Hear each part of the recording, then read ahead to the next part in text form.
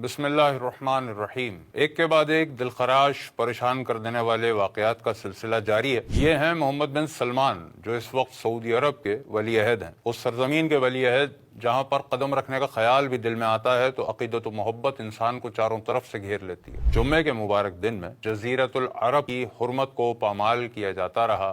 Swimming suits کی نمائش کی گئی۔ لباس کے نام پر چند کپڑے لپیٹے برہنہ عورتیں بے شرمی کی مثال بن کر تماشائیوں کے سامنے واک کرتی رہیں۔ اس حیاسوز بے لباسی اور اسلامی اقدار کے جنازے کو دنیا کے سامنے فخر کے ساتھ پیش کرنے والے یہی محمد بن سلمان تھے۔ اسلام کے مرکز و محور کی اس شدید ترین بے توقیری کو محمد بن سلمان کے ویژن 2030 کا اہم حصہ مانا گیا اور اسے پروجیکٹ ریڈ سی سے متعلق کہا گیا۔ اسی ویژن 2030 کے تحت آج سرزمین مقدس کے مختلف علاقوں میں شراب خانے موجود ہیں، کیسینوز کھولے گئے ہیں، مردوں اور عورتوں کو مکسڈ گیدرنگ کی حکومت کی جانب سے اجازت دی گئی ہے، نائٹ کلبز بنائے گئے ہیں جہاں ہر گناہ کو لیگل حیثیت حاصل ہے۔ اور یہ سب کرنے کے پیچھے مقصد کیا ہے؟ سعودی عرب کو ماڈرن بنانا ہے، نیشنل انکم کو آئل سے ہٹا کر دوسرے ذرائع سے پیدا کرنا ہے، ملک کو ترقی دینا ہے، دنیا بھر کے لوگوں کے لیے ماڈرن سعودی عرب کو ٹورزم اور ماڈرن کلچر کا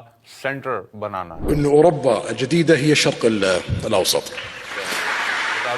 قرآن مجید میں اللہ فرماتا ہے کہ شیطان تمہیں محتاجی کا ڈر دلاتا ہے اور بے حیائی کا حکم دیتا ہے، اور اللہ تم سے وعدہ فرماتا ہے بخشش اور فضل کا، اور اللہ وسعت والا اور علم والا ہے۔ لیکن یہاں یہ بدنصیب اللہ کے فضل کو ٹھکرا کر شیطان کے حکم کو مانتے ہوئے سرزمین مقدس کے حصوں میں بے حیائی پھیلا رہے ہیں۔ حج و عمرے کو تو سعودی خاندان کئی دہائیوں سے صرف ایک سورس آف انکم کے طور پہ دیکھتا آیا ہے۔ اب نیشنل انکم کے لیے صرف مسلمانوں کے آنے جانے سے شاید کام نہیں بنے گا، دنیا بھر کے لوگ آنے چاہیے، اور جب وہ آئیں تو ان کے لیے ہر وہ چیز موجود ہونی چاہیے جو وہ چاہتے ہیں، چاہے اس کے لیے مرکز اسلام اور مقدسات اسلام بلکہ خود حرمین طیبین کی عزت و حرمت کو بیچنا پڑے۔ اور پھر غیر مسلم ہی کیوں، جب شراب و شباب سے ہی آمدنی ہونی ہے تو مسلمانوں کو بھی یہ سب بیچا جائے، اصل چیز تو کمائی ہے۔ فرانس سمیت ساری دنیا کی نیوز میں شرم و حیا کے اس قتل اور مقدس سرزمین کی بدترین توہین کو ہسٹورک یعنی تاریخی موقع قرار دیا گیا ہے۔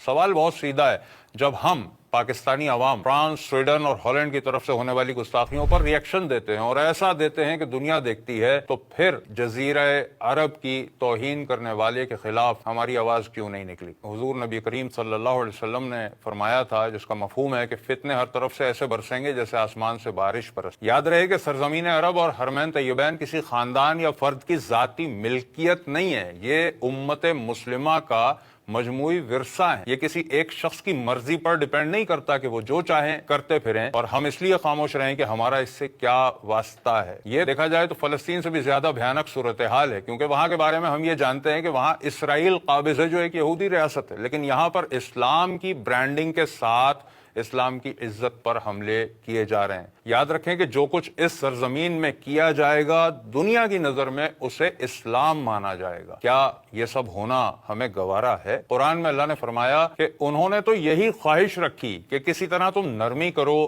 تو وہ بھی نرم پڑ جائیں، اور یہاں پر شیطان کے کچھ پیروکار نرم پڑتے ہی چلے جا رہے ہیں۔ اس بے شرمی پر سب خاموش، دل میں اللہ کا ڈر ہی پیدا نہیں ہوتا۔ اور اب اصل سوال تو علماء سے، ہر مسلک کے وہ عالم جن کے پیچھے چلنے والوں کی تعداد لاکھوں اور کروڑوں میں ہے، اور ان میں بھی سب سے پہلے وہ جو خود کو اہل حدیث کہلواتے، جو سعودی عرب کے سب سے زیادہ نزدیک رہے ہیں، وہاں سے پیسہ لے کر اپنے مدارس مساجد بناتے رہے ہیں، ان کی غیرت نے یہ سب کچھ کیسے گوارا کیا؟ مسلک اہل حدیث سے سوال کرنا جینونلی اس لیے بھی بنتا ہے کیونکہ وہ سعودی عرب کے دین کو دنیا کے سامنے مثال بنا کر پیش کرتے رہے ہیں، تو اب سعودی عرب کی جو شکل سامنے آ رہی ہے اس پر خاموش رہنا نہیں بنتا۔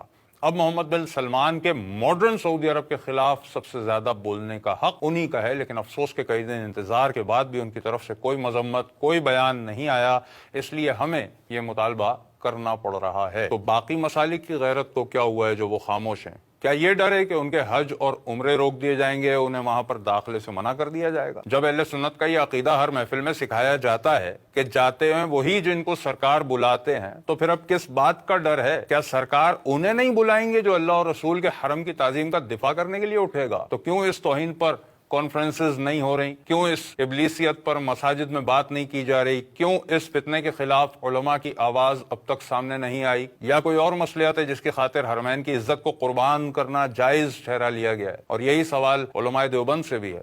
خالص اللہ کے دین کی بات کرنے والے اللہ اور رسول کے گھر کی اس پامالی پر چپ کیوں ہیں؟ جواب دیا جائے کہ کیا ننگی عورتیں، چلتے ہوئے شراب خانے، قمار بازی کے اڈے اور ماڈرن ازم اسلام کے مرکز کی نئی پہچان بننے والی ہے؟ کیا ہم اپنی اولادوں کو اس سرزمین کی روحانیت دکھا پائیں گے جس نے ہمیشہ کافروں کو مسلمان کیا ہے؟ یا پھر محمد بن سلمان اور سعودی خاندان ہمارے دینی مرکز کی شناخت چھین کر اسے ماڈرن ٹورزم کے لیے ایک ایسی سائٹ بنا دیں گے جہاں جانے والا بجائے گناہوں سے پاک ہو کر لوٹنے کے اللہ کے عذاب کا مزید حقدار ہو کر لوٹے گا؟ جواب چاہیے۔